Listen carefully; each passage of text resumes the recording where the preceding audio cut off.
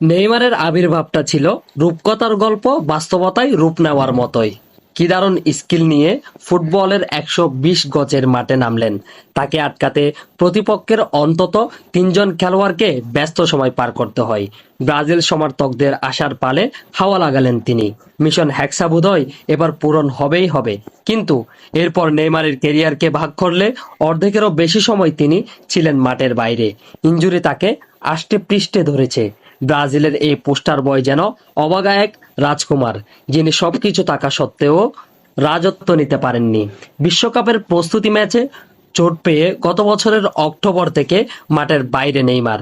একই কারণে মৌসুমের বেশিরভাগ ম্যাচ দর্শক হয়ে থাকতে হয়েছে তাকে। পুরো মৌসুমে আল হিলালের হয়ে নেইমার খেলেছেন মাত্র ৫ ম্যাচ, যেখানে সৌদি প্রো লিগের ম্যাচ ছিল ৩টি। এটুকুতেই অবশ্য লিগ শিরোপা জয়ীদের তালিকায় উঠেছে